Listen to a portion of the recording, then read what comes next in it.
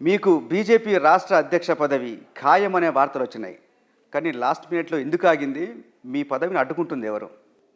దాని పట్ల నేను చెప్పడానికి నా దగ్గర ఏం లేదు. కామెంట్ కూడా చేయను నేను. క్లియర్‌గా నేను పేరు కూడా చెప్తాను. రాజా సింగ్ మీ ఎమ్మెల్యే చెప్తున్నారు. అగ్రెసివ్ నాయకుడు కావాలి, దేశం కోసం, ధర్మం కోసం పనిచేసే నాయకుడు కావాలి. కొత్త నాయకులు వద్దు అని చెప్తున్నారు. ఆ ఇష్యూ మీద మాట్లాడడానికి సుముఖంగా లేను నేను. ఇష్టం లేని సబ్జెక్ట్ అది నాకు. మీరు ప్రమాణ స్వీకార కార్యక్రమానికి వెళ్ళినప్పుడు అమిత్ షాని కలిశారు.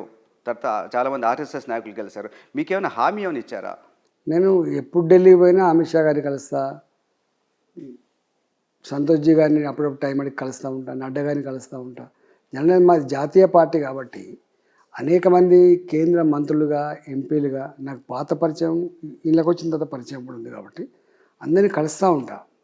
అంతే తప్ప దానికి ఒక ప్రత్యేకమైన ప్రాధాన్యత అంశం ఏం లేదు. పార్టీలో కొత్త వారికి, పాత వారికి గ్యాప్ ఉందనేది చాలా స్పష్టంగా కనిపిస్తోంది.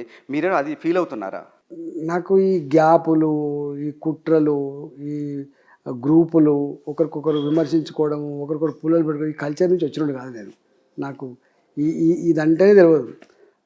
నాకు పార్టీలో ఉన్న ప్రతి కార్యకర్త, ప్రతి నాయకుడు కలిసిమెలిసి పని చేసుకునే విధానమే తెలుసు తప్ప ముఖం ముందు మాట్లాడి ముఖం వెనుక ఒక మాట్లాడే కల్చర్ లేనివాడిని.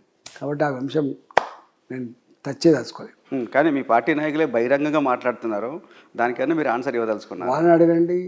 వాళ్ళని అడగండి, లేకపోతే మా అధిష్టానం అనేది దాని గురించి ఆలోచిస్తుంది. నేను కాదు ఆలోచించాలి. ఈ మధ్య పార్టీ కార్యవర్గ సమావేశంలో కేంద్ర మంత్రి ధర్మేంద్ర ప్రధాన్ కూడా మీ వైపు తిరిగి మీ పేరు తీసుకొని ఈటల రాజేందర్ మీరు కొత్త వాళ్ళు కాదు, పాత వాళ్ళే అన్నారు.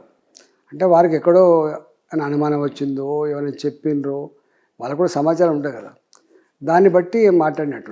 అంటే పార్టీలో కొత్త పాత అనే ఒక చర్చ నడుస్తుందనేది ఆయన దృష్టిలో ఉండి ఉంటుందని కదా. తెలియదు వారికి ఏం స్పోక్ వచ్చిందో, వారికి ఏం సమాచారం వచ్చిందో, వారు ఎందుకు మాట్లాడినరో వారిని అడిగి చెప్తారు. నేనే చెప్తా. అసలు మీరు పార్టీ రాష్ట్ర అధ్యక్షుడు కోరుకుంటున్నారా లేదా? నాకు నేనుగా ఎప్పుడు కోరుకోలేదు. నాకు నేనుగా 24 ఏళ్ళల్లో నాకు ఒక జిల్లా అధ్యక్ష పదవి కావాలి, నాకు ఎమ్మెల్యే టికెట్ కావాలి, నాకు మంత్రి పదవి కావాలని ఎప్పుడు కోరకుండానే నా శ్రమను బట్టో, నా తాకతుని బట్టో, నా పరిస్థితిని బట్టో నాకు ఇచ్చినట్టున్నది. ఇక్కడ కూడా పెద్ద కోరలే. ఇక్కడ కూడా ఈ పార్టీకి వచ్చిన తర్వాత కూడా, భారతీయ జనతా పార్టీకి వచ్చిన తర్వాత కూడా నేనేం కోరలే. నా అవసరాన్ని బట్టి, నా స్థితిని బట్టి, నా అనుభవాన్ని బట్టి, నాకున్న ప్రజల సంబంధాలను బట్టి నాకు ఏ పని ఇస్తే ఆ పని చేయడానికి సిద్ధంగా ఉన్నా. అసలైన తొలి వెలుగు. ఫాలో వాట్సాప్ @తొలి వెలుగు official.